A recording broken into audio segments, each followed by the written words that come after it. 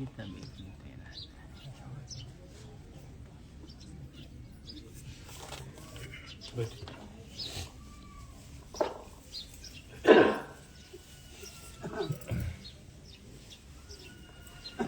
अभी कुछ दिन पहले हम लोगों ने सुना था इंटरनेट के माध्यम से कि एक छोटा बच्चा, शायद 2-3 साल का बच्चा होगा, एक लिफ्ट में फंस गया था। लिफ्ट खराब हो गई, बच्चा फंस गया। बच्चे ने भगवान से प्रार्थना किया। उस बच्चे ने भगवान से प्रार्थना किया, आंखों में आंसू लेकर के, और वो लिफ्ट का दरवाजा खुल गया, वो बच्चा निकल गया। हम लोग कहते हैं कि भगवान हमारा दुख नहीं सुनता, लेकिन हम लोग भगवान को पुकारना नहीं जानते। सबसे पहली बात तो ये समझ लें कि सुख दुख जो है ये हमारे संस्कारों का, हमारे प्रारब्धों का है। ये कभी कोई शक्ति नहीं है जो इसमें फेरबदल कर दे। वो आपको भोगना ही पड़ेगा और आप ही भोगेंगे, कोई नहीं, दूसरा कोई नहीं भोगेगा। लेकिन ये है कि किसी संत के शरण में आप जाएंगे तो बड़ा से बड़ा दुख जो है आपको सहने की शक्ति मिल जाएगी, और वो दुख कैसे निकल गया आपको पता नहीं चलेगा। उस बच्चे की बात पे आते हैं। उस बच्चे की बात उस परमात्मा ने क्यों सुना? क्योंकि बच्चा का हृदय निर्मल होता है, शुद्ध। एक बालक जो होता है, बाबू जो होता है, शुद्ध होता है। उसके अंदर न छल है, न कपट है, न राग है, न द्वेष है, न घृणा है, कुछ नहीं जानता। उसने अपने देखा होगा अपने घर में माँ को भगवान की पूजा करते हुए, दिया जलाते हुए, उसको भगवान याद आ गए। वो अपने माँ बाप को नहीं, माँ को नहीं याद किया, भगवान को याद किया, भगवान आ गए। उस बच्चे के अंदर की निर्मलता ने उस ईश्वर ने जो है उस पर कृपा की। अगर हम भी बच्चे हो जाए थोड़ी देर के लिए, बच्चा होना मतलब क्या? बच्चे की जैसा निर्मल होना। देखिए, थोड़ा समय लेता हूं आप लोगों से, बड़ा सुंदर मौका मिला है, बार बार मौका मिलता नहीं है। परमात्मा इसलिए नहीं सुनता है कि हमारा अहम रहता है। हम कुछ भी काम करते हैं, गुरु से नहीं, क्यों? प्रेम है हमारा किसी से भी। भगवान से भी हमारा प्रेम तब तक है जब तक हमारा कोई नुकसान नहीं हो रहा है।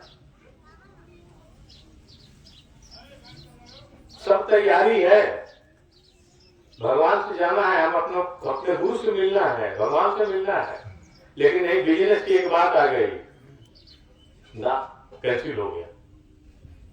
परिवार की एक बात है, कैंसिल हो गया। हम विश्वास नहीं करते हैं कि अगर हम परमात्मा के काम के लिए चले जाएं तो परमात्मा हमारा काम जो है वो परमात्मा ठीक कर देगा। ये विश्वास नहीं है हमको। परिवार में भी प्रेम क्या है? जब तक चाहे पति पत्नी हो, चाहे भाई भाई हो, जब तक किसी की बात उसको जो अच्छी लग रही है हम कहेंगे तभी तक प्रेम है। जैसे उसको हम कुछ सिखाएंगे या उसके किसी गलत बात पे, गलत आचरण पे हम उसका ध्यान दिलाएंगे, वो प्रेम खत्म, वो प्रेम खत्म। प्रेम वो है कि जो आंख बंद करके कुछ नहीं देखता हो। प्रथम गुरु, प्रथम हमारा भगवान। हम नहीं जानते गुरु आपको कितना चाहता है, हम नहीं जानते हैं। हम तो देखते हैं कि हम घर से चल पड़े, बस सत्संग में जा रहा है, लेकिन वो गुरु आपका रास्ता देखता है। वो बेचैन रहता है आपके, हमारे बच्चे आ रहे हैं, हमारा परिवार आ रहा है। ये भावना हमारे अंदर नहीं, ईश्वर कैसे दया करेगा? द्रौपदी की कहानी हम लोग बहुत सुने हैं, महाभारत में बहुत सुने हैं। क्या था? पांचों पांडव जो है, जिनका इतना सामर्थ्य, सब शक्तिशाली सब बैठे थे। भीष्म पितामह बैठे थे, द्रोणाचार्य बैठे थे, लेकिन अत्याचार होता रहा।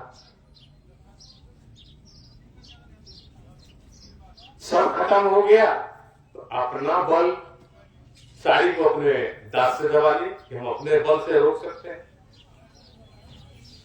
पति का बल खत्म हो गया, गुरु द्रोणाचार्य रक्षा करेंगे वो भी खत्म हो गया, भीष्म पितामह जो है वो रक्षा करेंगे वो भी खत्म हो गया। तब अपना बल, साड़ी को मुंह में दबाई। जब सब खत्म हो गया तब बोले ये कन्हैया तुम कहां हो? भगवान ने कृष्ण देखा कि अब इसके बाद कुछ नहीं रहा। तब भगवान आकर के वो साड़ी दिया। तो साड़ी जो है सो वही। इसने पूछा तो द्रौपदी ने कि तो कन्हैया तुम कहां थे? तो उन्होंने बोला कि तुम तो हमको देखी नहीं मेरी तरफ, हम तो तुम्हारे सामने से तुमने देखा ही नहीं।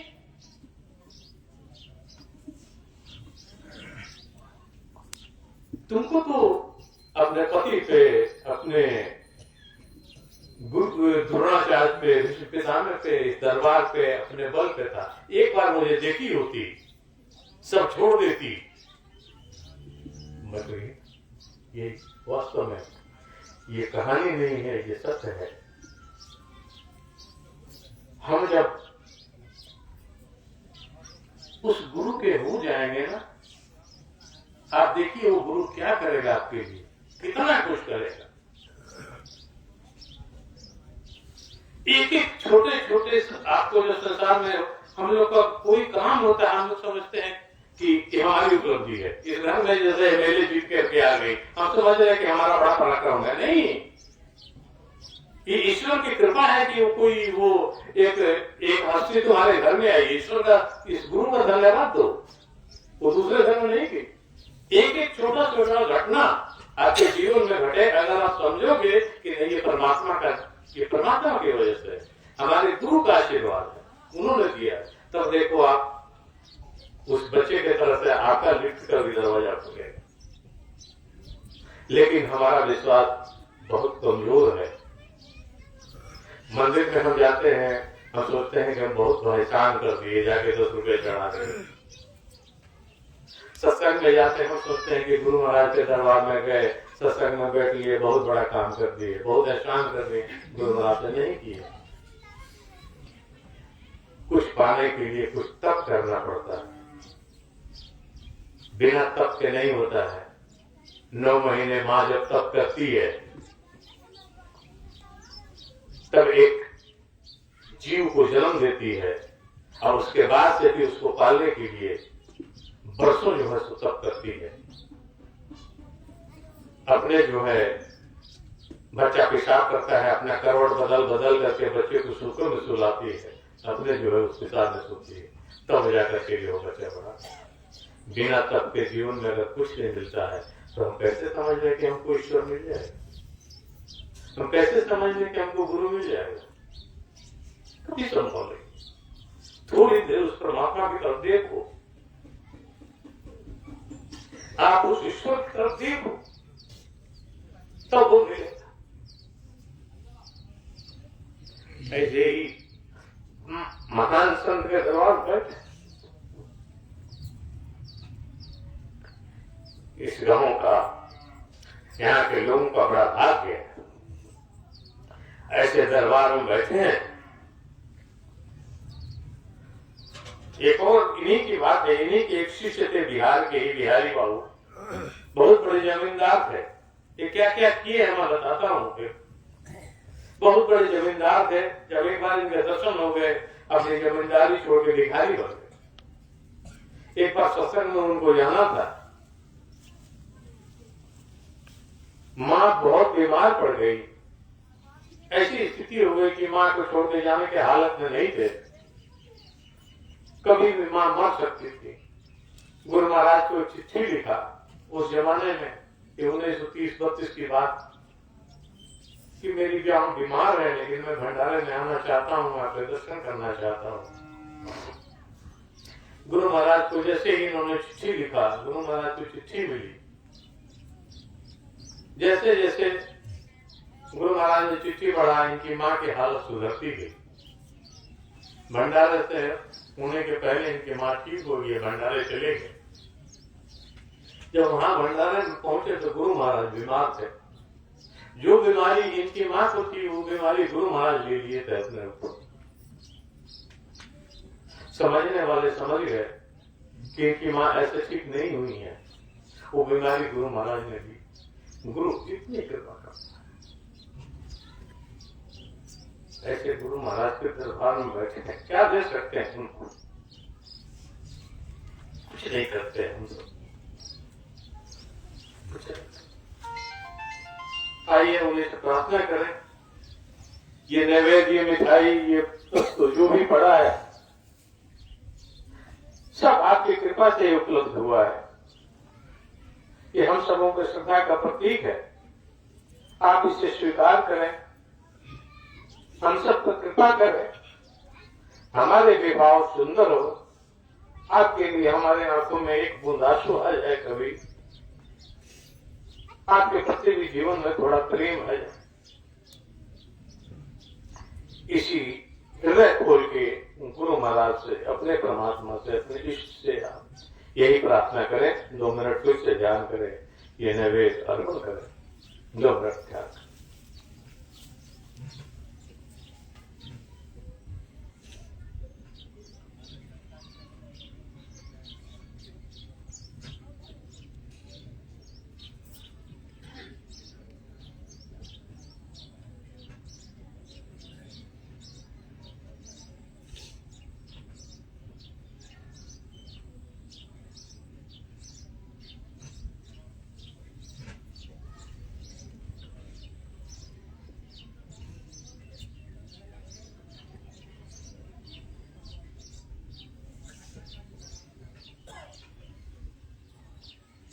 बस कीजिए। हमारे गुरु दरबार में, टूंगला में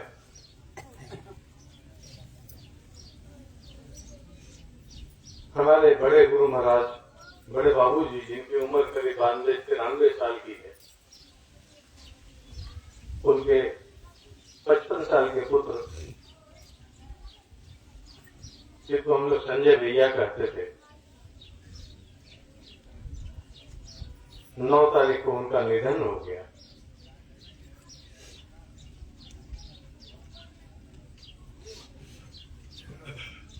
किसी पिता के लिए सबसे बड़ा दुख यही होता है कि अपने पुत्र को अर्थी देना। उन महापुरुष से मैं मिल के आया हूं। जितनी देर में बैठा था, एक बूंद आंख में आंसू नहीं थे। कहीं नहीं लगता था उस दरबार में कि किसी की मृत्यु हुई। परिवार के किसी बच्चे, कहीं रोने धोने की आवाज नहीं। कैसा परिवार है। सब यही, उस परिवार में सत्संग बीत गया है। वो जानते थे कि सबको जाना है, ये भी प्रकृति का नियम है, वो चला गया।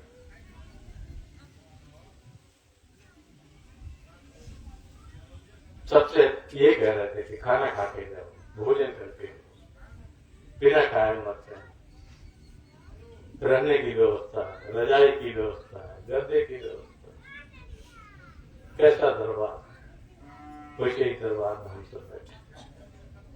2 मिनट गुरु महाराज से प्रार्थना करें, उस दिवंगत आत्मा को अपने निज शरण में ले, अपने निज धाम में ले, और जैसे उस परिवार में सबको शक्ति दे, हम सबको भी जीवन में इसी शक्ति दे, इसी प्रेरणा। 1 मिनट फिर से गुरु महाराज का ध्यान करके प्रार्थना।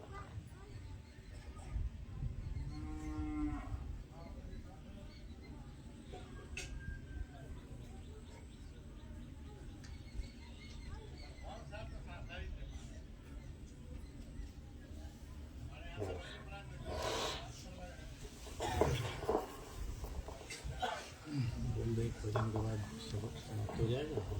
अगला प्रोग्राम बता दीजिए यहाँ का वो नारायणपुर का।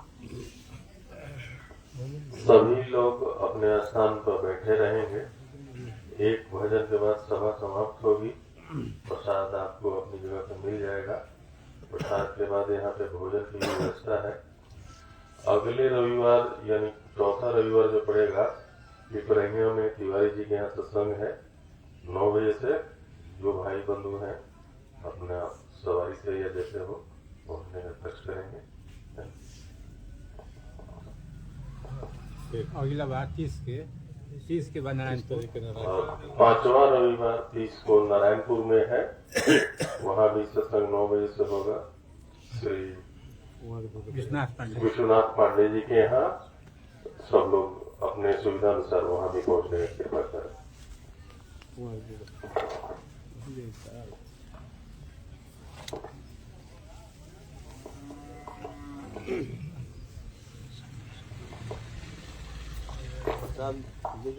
लगवाओ कहीं लगवाओगे और चलो चलो दूसरा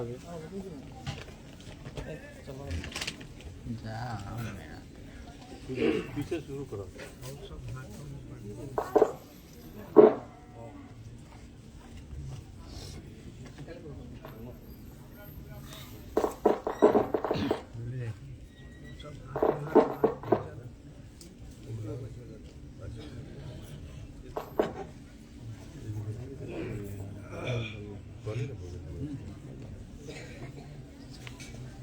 मैली चादर बोर के कैसे द्वार तुम्हारे आऊं। मैली चादर बोर के कैसे हे पावन परमेश्वर मेरे, पावन परमेश्वर मेरे, मन ही मन शरमाऊं।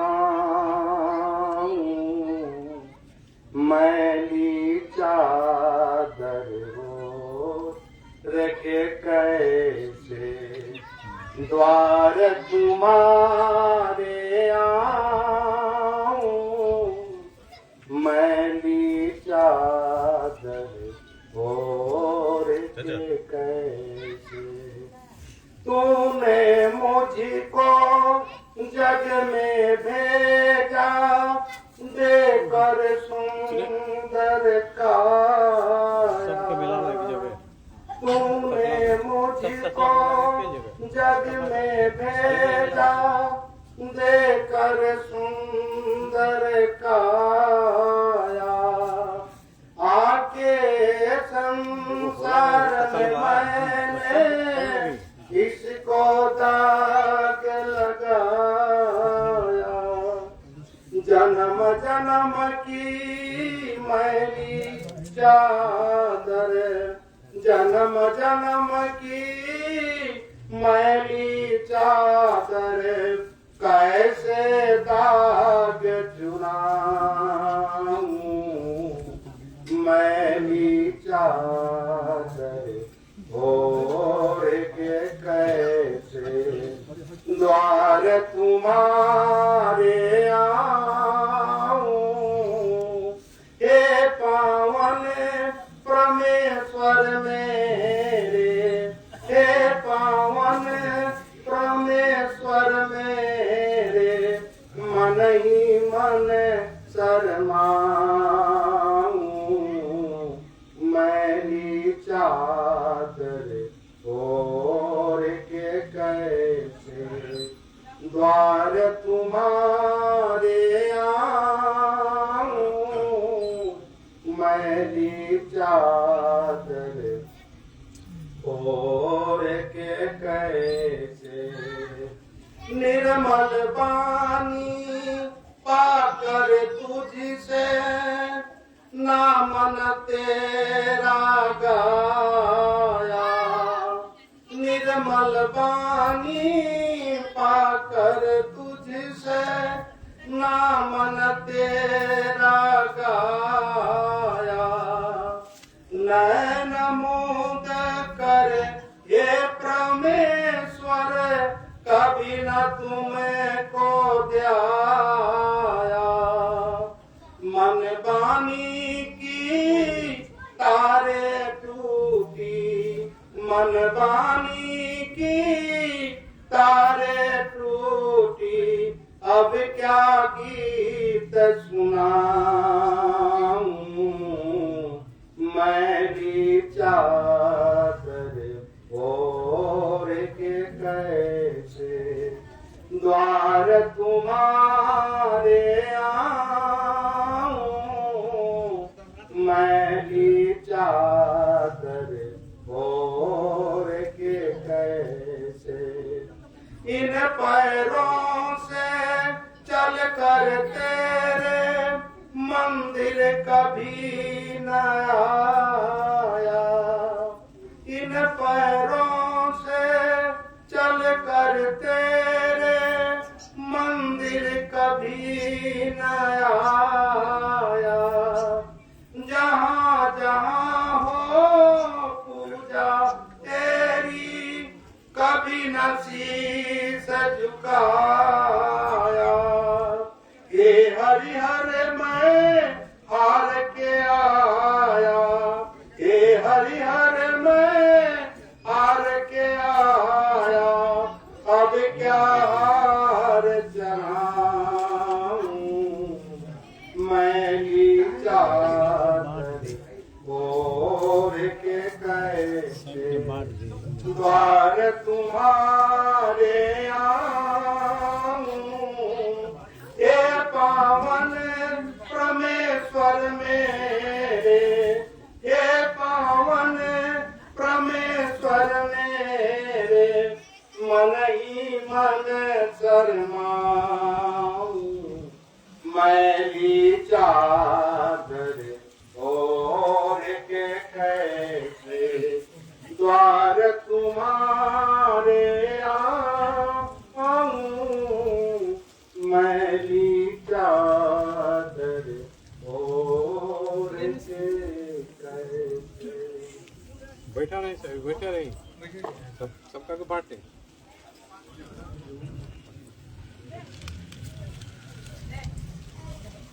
एगो ब्याज ए ब्याज जी के दे, तब ब्याज जी के दे जाई।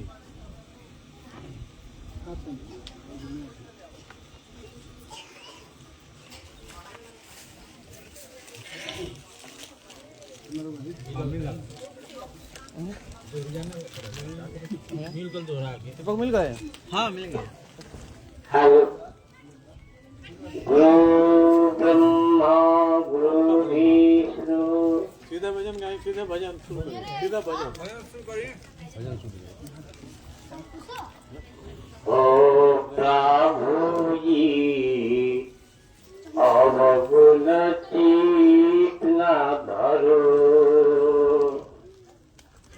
प्रभु जी अवगुण चित्त न धरो,